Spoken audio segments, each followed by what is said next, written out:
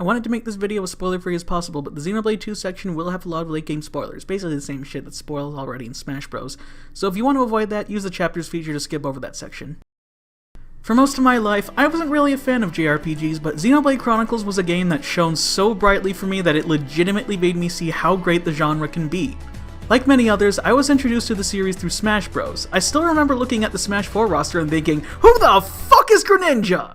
I don't know who this Shulk guy is either. But anyway, I started playing as him, and I really hit it off with his design, his voice lines, and his fighting style, so I eventually got interested in the game he came from. I've heard praises sung for the game plenty, but I really gotta say, Xenoblade Chronicles is one of those rare games that is every bit as good as it's hyped up to be.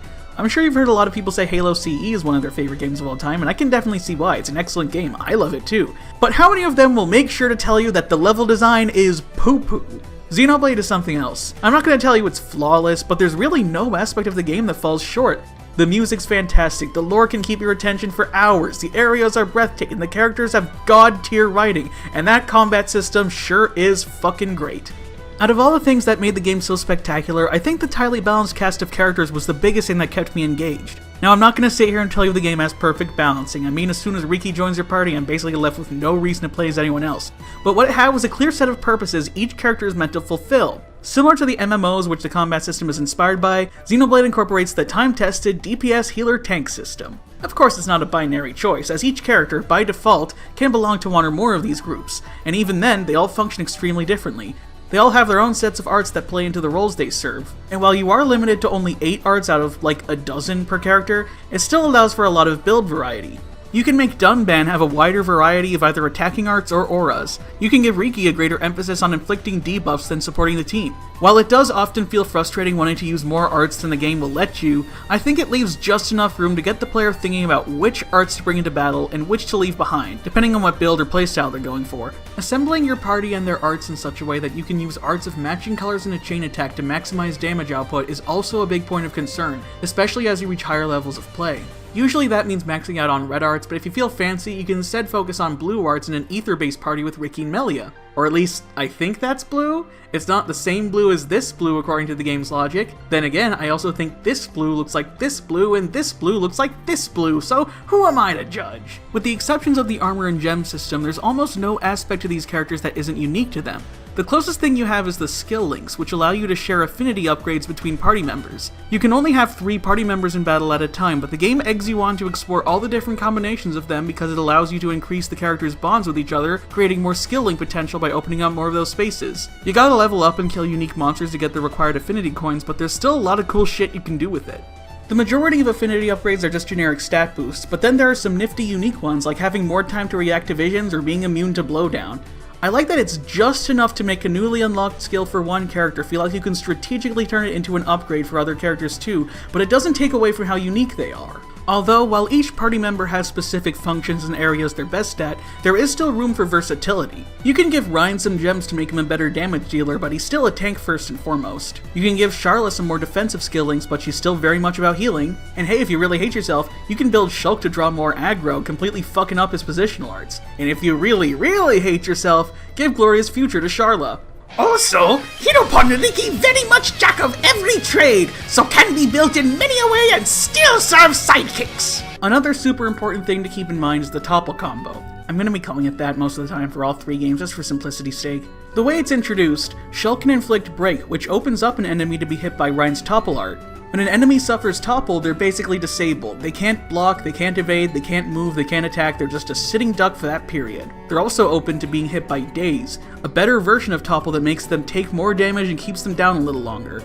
Also worth noting, if a toppled or dazed enemy is hit with another topple or daze art, that'll extend the duration even further, though this does require some luck with stronger monsters such as the many super bosses that can resist Break. This dynamic adds another layer of importance to character balance, as every party member, with a couple slight exceptions, has access to 2 pieces of the topple combo at most.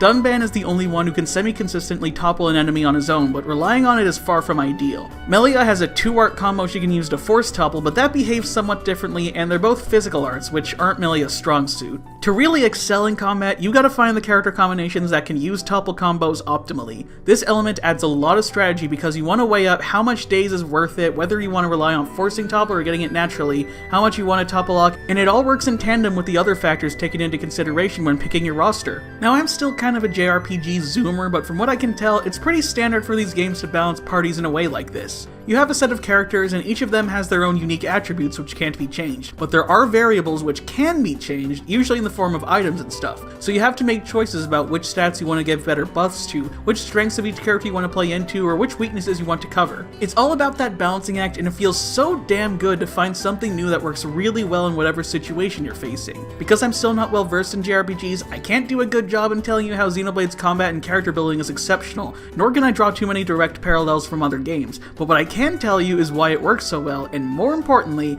how it contrasts with the two direct sequels. Xenoblade 1 took mankind one step closer to the divine, but its sequel, released 7 years later, took a few steps back towards Earth. Look, it's a good game and all. If I didn't like it, I wouldn't have spent so much time on it, but I still can't stop thinking about how much better the first game was. Of course, I don't want to turn this into a video about how Xenoblade 2 was created by Satan, shat in my birthday cake, and fucked my wife, but I do want to discuss the ways in which it changed the dynamics of combat, customization, and balance. Mostly for the worse. By the way, just to reiterate, I'm going to have to spoil Xenoblade 2's late game in this section, so if that concerns you, just skip to the Xenoblade 3 section. What this game did to set itself apart was introduce the blade system, taking up like 90% of the game's importance in both story and gameplay. There are 5 drivers who act as the main party members, but these drivers' abilities are determined mostly by the blades they wield. There are both common blades and rare blades, the latter of which have predetermined stats, abilities, elements, skill trees, and weapons. Common blades? All of those are fucking randomized. Every time you bond with a core crystal and it's not one of the unique blades, it's random. Besides Tora, any driver can bond with any non-story blade, determined by mostly RNG, but also sometimes by specific quests. Depending on which driver a blade is bonded to, it'll have different arts corresponding to its weapon class. Which means, for instance, if you equip Zeke with nothing but ether cannon blades, each one will have the same 3 out of 4 selectable arts. But if you give Morak the same blade setup, she'll have 3 different arts that are the same for each blade.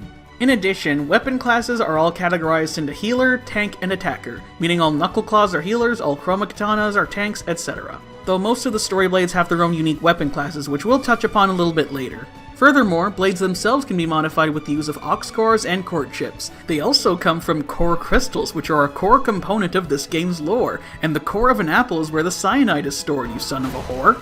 Core chips are also consumable items for some reason. Like, I don't mean they apply temporary bonuses like the pouch items, I mean that when you equip a blade with a core chip, it's locked in there, and the only way to take it out is to use another core chip, and they can't be retrieved or reused again. I have no fucking idea why they designed it like this. There's no armor system or gem crafting, instead you get 2 accessory slots for each driver. Seeing how a driver can hold 3 blades and a blade can have upwards of 3 aux core slots, I think it's safe to say that driver accessories matter a lot less than blade equipment.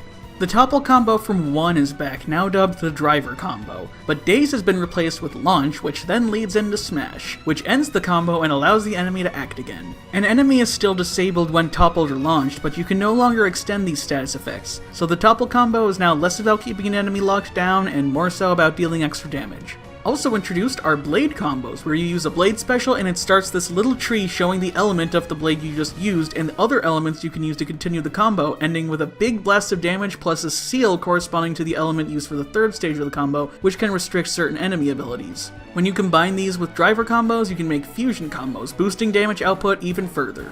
So what does this all mean? Well, it means that not only do you need to worry about the tank DPS healer dynamic and topple combo capabilities like you did in Xenoblade 1, but having a good variety in elements for your blade setup is also important. You don't absolutely need to have all 8 elements ready at all times, though that is how I played the game for the most part, but it's good to have at least a few combos you can do pretty consistently. Every blade combo achieves the same thing more or less, but some specific combos can be preferable based on AoE damage range or inflicting knockback or blowdown. And in the cases of really tough bosses, mostly of the super variety, you'll want to make sure you have access to a specific seal whenever you need it. Most of the time it's a pretty niche thing that you won't be thinking of, but it is there. So since there's so much emphasis on doing big combos to inflict big damage, there's also greatly inflated enemy health numbers just to make sure you're actually utilizing all these mechanics, which is something I had really iffy feelings on, especially in the early game where I didn't have a lot of blades on me and I couldn't really understand the game through its crappy tutorial system. Why are they referring to themselves in first person? Is Chara narrating this game? Oh, and it's pretty much unviable to have different party members attacking different enemies since you basically can't get any damage done unless you got the whole party focusing one monster, since you can't do blade combos otherwise. So yeah, Xenoblade 2 has a lot more mechanics and variables than its predecessor which go into how you approach combat, and it's kind of a mess. Seeing how blades are now the primary factor in a driver's capabilities, it kind of takes away from their individuality somewhat. You can equip Aya Hirano here to any driver and you'll still be getting the same buffs and blade specials. Because most blades are RNG, can be bonded with any non-Tora driver and can't be transferred without one of the exceptionally rare overdrive protocols. What even are these in the game's lore anyway? It effectively means that the random blade pulls are going to determine your driver's combat capabilities. Oh, but if you want to work on what Tora's got, well, I hope Sagat is your favorite Street Fighter character. Plus, it also means that every character effectively has access to all 4 stages of the topple combo, albeit only able to carry 3 at a time, 1 on each blade. Except for Tora, because Poppy have breaky, tumbly, launchy, and smashy odds. With right build, Tora even capable of doing entire driver combo all by self. Speaking of which, Poppy is built differently, and I mean that in every sense of the phrase.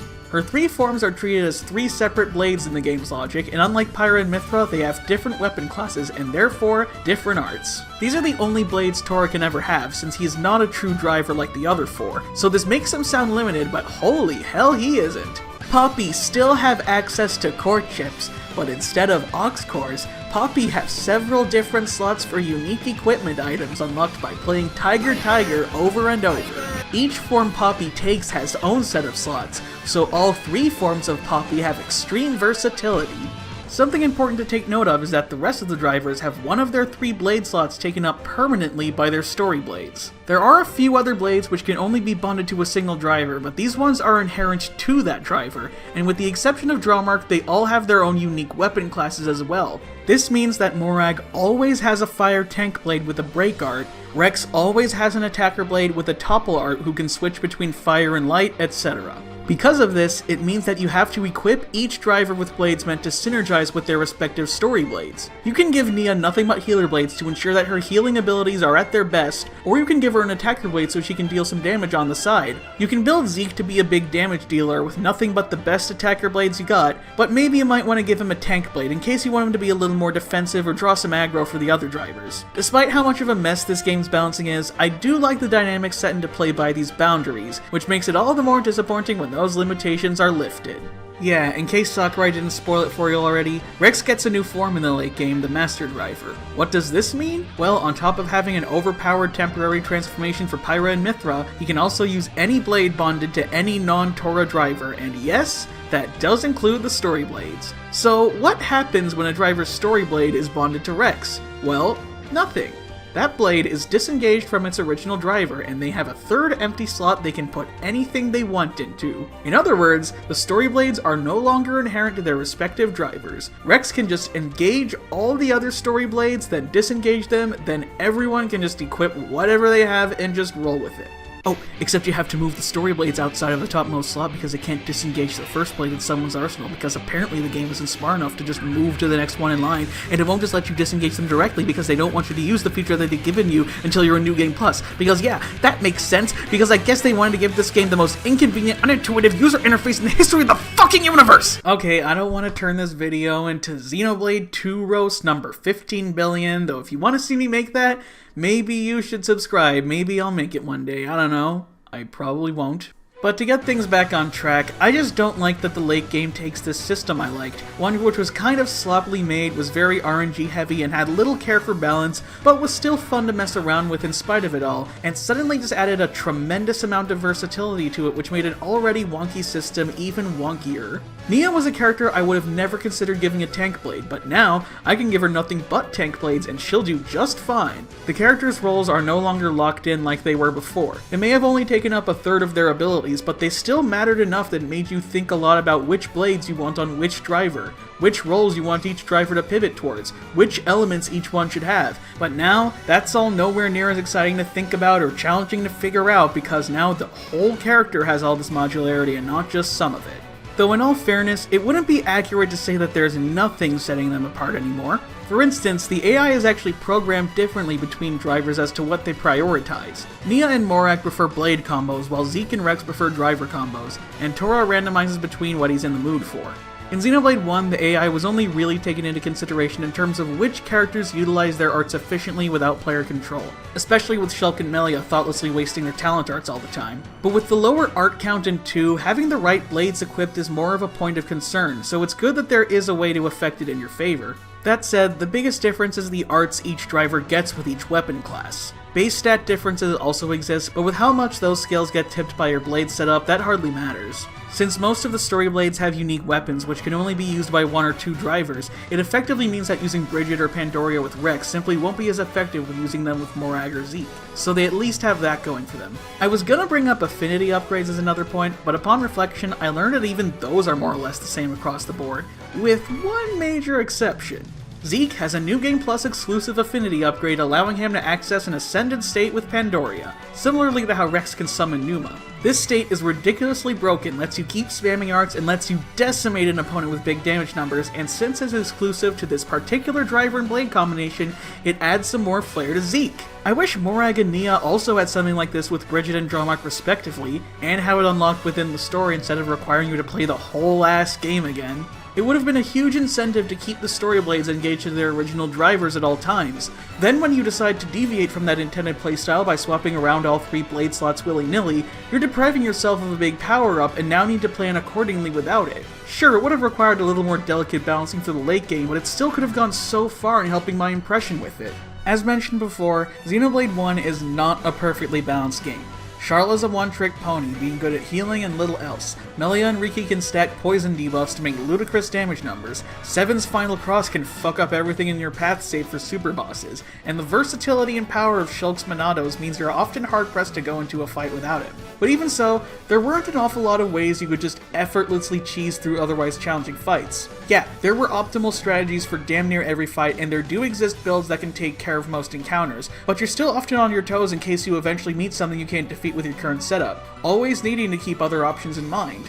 In Xenoblade 2, by the time you reach that late game, you've unlocked some pretty crazy abilities that greatly take away from the urge to experiment. I could get into DLC blades which were made intentionally overpowered to incentivize buying that season pass, but I think I'd rather talk about a couple blades that damn near every casual player is gonna have. Of course, I'm talking about Mithra and Poppy Cutie Pie. The former you get at the end of the 3rd chapter, the latter you get via late game side quest. I'm gonna talk about Cutie Pie first though, since that's the one you're less likely to know about if you've played the game. So, Poppy Cutie Pie, a blade with a very silly name and an extremely questionable design considering the character's gimmick is that she has the brain of a toddler, has a break art that hits 3 times as opposed to all other break arts that only hit once. All 3 hits have their own chance to inflict break, the art doesn't take that many hits to recharge, and you can use Poppy Swap items to make it recharge even faster and have an even higher break chance. This alone would make her pretty damn busted, as breaking an enemy was considerably nerfed in Xenoblade 2 by making it a lot more RNG heavy than it was before. But she also has blade specials which can ignore defense, she's the only blade in the game who has more than one driver combo art, she has a chance to reflect attacks, she has an AoE self-healing art, and oh yeah, she's accompanied by 2 other mega versatile Poppy forms. They may not be as overpowered as their senior counterpart, but they still make Tora insanely powerful of a driver. Now Mithra's cheese is something you're likely already familiar with.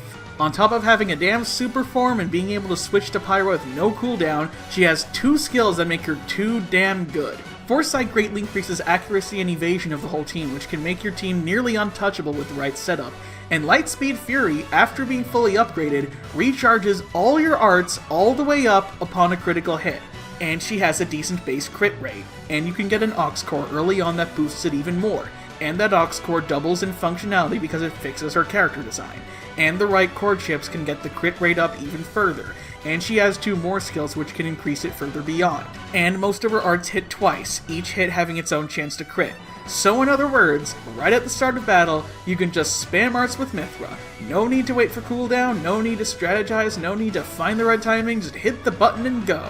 This also effectively invalidates Pyra for anything but blade combo, since her skills are really nothing special compared to that. So when taking these two broken-ass blades into consideration, Tora can use Cutie Pie to keep hitting with the break art, Rex can use Mythra to keep spamming her topple art with the added bonus of spawning HP potions all over the place. I still have no clue what they were thinking with that. So just get critical Mythra, Tora with Cutie Pie in the lead, and a third driver who has easy access to smash, and it isn't hard to keep an enemy, super bosses included, in a constant state of topple combos.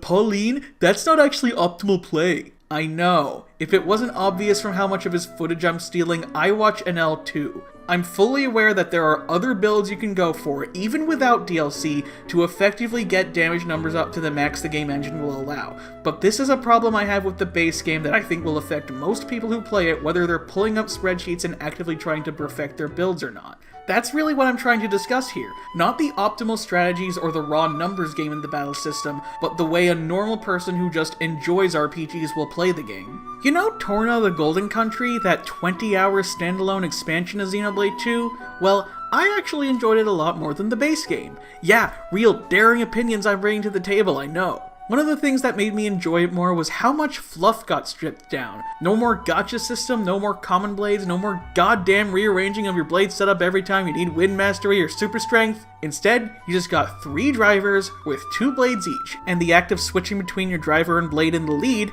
acts as a topple combo art in and of itself. So while having to pick a party loadout is no longer a concern, deciding who gets to be in the lead is. When Future Connected stripped a bunch of features, it felt like they were taking away a bunch of things that I loved about the base game, but I still ultimately understood that it was too short to justify them being there. When Torna took so much shit out, it felt like they were going back to basics to create a more focused, well-thought-out gameplay experience, something that I did not get with the base game. So it's easy to see why I, and a lot of other people, think Xenoblade 2 was not the gift from a divine entity we were hoping for after playing the first game. I still like the game, but it's so hard to forgive most of its shortcomings when you recall that the same developers made the pure greatness that is Xenoblade 1. Yes, I know about the dev team being split up because of Breath of the Wild, don't bother commenting. But I think I've aired enough of my grievances with that game, so I think I'm ready to open a gateway to an entirely new world and move on to Xenoblade Chronicles 3. Now, unlike the second game in the series, which felt like it downgraded nearly every aspect, 3 does things differently, and in some ways even better than the first game. A couple of fulfilled wishes I got early on were having my whole party out in battle all at once, and the ability to switch between them mid-fight.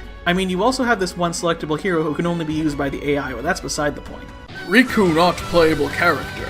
And neither Manana! But together, Riku and Manana become new Hieropon! Now, this does unfortunately mean that selecting which party members you want to use and creating a build that takes AI behaviors into account is no longer nearly as big a concern, but I still think it's a neat addition to set itself apart from its predecessors and add to the depth of combat. And honestly, I don't think I should miss those elements considering this game is just as loaded with mechanics as Xenoblade 2, if not more so. In most ways, it works in the game's favor. It makes combat feel a lot more active and involved. Although, there is one big problem I had with 2 which I feel is only exacerbated in 3. To quickly restate in case you skipped the Xenoblade 2 section, something I love about Xenoblade 1 is that changing out a party member carries major effects because of all the qualities, skills, and abilities inherent to each member which can't be transferred over. Xenoblade 2 has this to an extent, but it's heavily undermined by how much each driver is dependent on their blades to define their battle capabilities. Most of the blades can be used by any driver, and when you're in the late game, you no longer have a single blade each driver is married to which they need to build their blade setup around. There did exist differences in AI behavior, base stats, the arts each driver gets from the different weapon types, and the handful of blades only usable by 1 or 2 drivers that helped differentiate your party members, but Xenoblade 3 seemingly throws all that into the toilet not far into the game. Okay, so right out the gate, each party member can use up to 3 of their 5 selectable arts, and each have predetermined, unchangeable skills. Then, within the early hours of the game, after you've formed your 6-person party, you unlock the class system. What is it? It allows all 6 Ouroboros members to switch each other's entire ability sets out. all of Noah's skills and arts, now those can be used by Lance, Uni, Mio, Tyon, and Senna as well, with no difference between each of them other than the very minor base stat differences. And that goes for every other class in the game, whether it's from one of the main Ouroboros members or one of the many heroes. Doesn't matter what role they are, what faction they are, or anything else. Every single class is interchangeable. Oh, but each class also has its own master skills and master arts. The master arts, save for talent arts, can only be used with classes of the opposite faction, while master skills can be used with any class without restriction. Oh, and whoop-de-doo! Each class's master skills and arts are also the same between every member. Oh yeah, that little letter rank on each class that's different for each member, that affects literally nothing other than how quickly the classes level up. So in other words, every single party member has access to all the same skills and all of the same arts. So, to my understanding, job systems like these are a somewhat common trope in JRPGs, and if they're anything like the games I've played, I don't think I'm a fan of them. I think a better execution of the concept is the spellbook system in Super Lesbian Animal RPG, which I'd like to talk more about, but man, I'm too busy deep-throating Xenoblade 1 to fit SLRPG's dick in my mouth. I'll do it another day. In Xenoblade 1, the only things transferable between party members were skill links and most non-weapon equipment. In Xenoblade 2, it was accessories and 99% of the game's blades. And now in Xenoblade 3, it's damn near fucking everything. They looked at this big change between Xenoblade 1 and 2 that I really disliked and fucking ran with it for the threequel. Although, careful listeners will notice that I just now implied that there are still differences between the party members beyond just base stats. So what are those? Well, for one, there's the starting TP values and chain attacks, which is also a unique attribute to each of the heroes. The heroes are effectively the same as an Ouroboros member with that same class, but instead of master arts and skills, they get to use their own unique chain orders and abilities. The Ouroboros members do each have their own specific chain orders, but their chain abilities directly correspond to their role. Attackers get a 125% TP multiplier when used first, healers limit the TP to 99% if they'd otherwise fulfill the chain order, and tanks reactivate the party members with the highest TP when they finish the order. Because of this, you can strategically give a certain role to a party member with the knowledge of how it'll change their behavior at the start of the chain attack. Give Senna and Lamb's healer classes that you can use them near the end just to keep you at 99%. Give Tyon and Noah attacker classes to get the highest TP in your first turn, or try any strategy you can think of with this knowledge. Oh, and you know how matching a character's role and faction to the ones belonging to the chain order gives you bonus TP? Well, contrary to what I thought for the longest time, you don't actually get an additional bonus on top of that when it's the same character, so keep that in mind. Beyond chain attacks, there is also the very important interlink system, and by very important, I mean not as important as Monolith Soft thinks it is. The Ouroboros members are split into 3 pairs, each being able to fuse into one of 2 forms corresponding to each participant. Each form can use 3 of 6 selectable and highly spammable arts, and a single unchangeable talent art. I know, I'm not talking about that, it doesn't matter. An interlinked pair may also switch between the 2 forms at will for increased versatility. Using fusion arts, by the way equipping master arts to your Ouroboros members allows them to combine them with their corresponding equipped class arts, will slowly level up your interlinks until they reach level 3, which is required to elicit topple combo reactions. Maybe this is because I've only ever played the game on normal difficulty, but in my experience, the interlinks are little more than waiting for Noah and Mio's to reach level 3 and then using it to spam break on everyone. Oh, speaking of which, topple combos are back and expanded on quite a bit.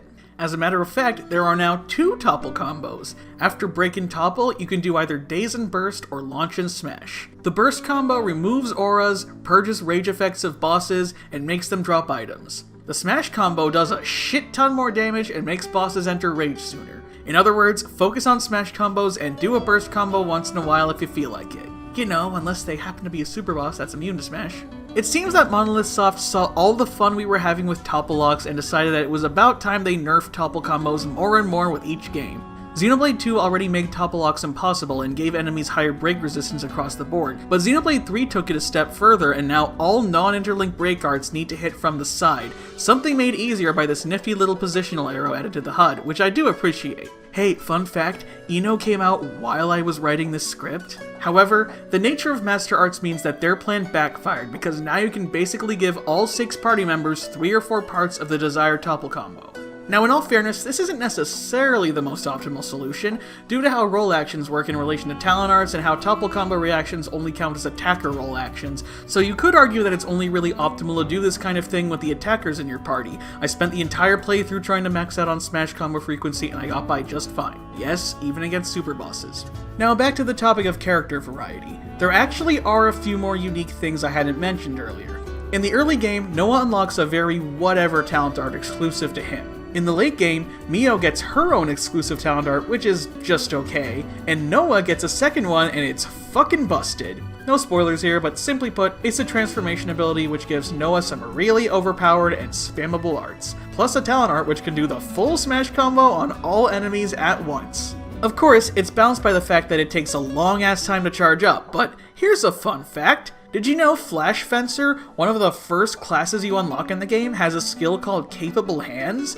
Did you know that this skill starts every battle with a full talent gauge? Did you know that this skill can be used with any class in the game? Yeah, have fun. Oh, fun fact, if Noah's a defender and uses this talent art, one of his arts he has grants full invincibility to the whole party. Combine this with Signifier's buff spreading art and you basically have full invincibility for as long as you can keep this chain up. Another late game fun fact, there's a neat little side quest that lets you upgrade the original Ouroboros classes so that they're buffed when used by their original owners. Good job! Like its predecessor, Xenoblade 3 went hog wild trying to fill itself with a ton of extra mechanics to play around with, and as a result, it became just as much of a mess, if not more so, than Xenoblade 2. It's still a very fun mess, though. Overall, I feel this game was a much-needed course correction for most of Xenoblade 2's faults, but goddamn, that first game's insanely fun combat really built me up only for the sequels to let me down. I can only imagine that most of the people watching this think I'm just an angry Xenoblade 1 simp who wants all other games in the series to be just like it, and you know what? You're absolutely right! That said, unbelievably, I am not Monolith Soft's entire demographic, and my opinions are not the general consensus. I can bitch to the heavens all night, it'll matter just as little. From the looks of things, most people don't really care if the game isn't balanced very well or doesn't diversify its cast in quite the right way. Most people got to Chapter 8 of Xenoblade 2 and probably thought, awesome! I don't need to use my story blades all the time anymore. And I think Xenoblade 3's class system made the majority of players go, wowie zowie! I can give Mio abilities and have Uni play like. The impression I got from Xenoblade 1 was that each character is meant to serve a unique set of purposes better than the rest of the cast, and you can build them to either play into those strengths or cover their weaknesses. Xenoblade 2 wanted to shift emphasis over to the blades, creating a more Pokemon-like experience about pulling a bunch of different blades and trying to mix and match them to your liking. The game was designed and balanced around this fact, and as a result, it led to an awful lot of versatility, which is something most people who play the game seem to appreciate. Xenoblade 3 went all in on that versatility to the point where there's basically no need to worry about which character has what because they can all be built to do the exact same thing, just with slightly different stats. You could argue that it's because the uniqueness is now more so meant to exist in the different classes rather than the characters using them, and I guess the average player isn't really going to be a picky little bitch about it like I am. I imagine this decision was also made in part due to the fact that you have all 6 party members out at once. Like, if you don't need to worry about who your roster is, why bother making the player care which class is on which character so long as they're all equipped? I mean, I guess someone thought it was a rational design choice. I guess what I'm trying to say is, while still good games in their own right, Xenoblade 2 and 3 really turned its back on the unique and diverse cast of the first game in favor of something a lot more malleable for the player. It definitely has its own appeal for a lot of players, but for me personally, I can't say it's something I prefer over the alternative. If you liked this video, give it a like, subscribe if you enjoy hearing me talk about shit, and leave a comment that vaguely references that time the boy met the girl.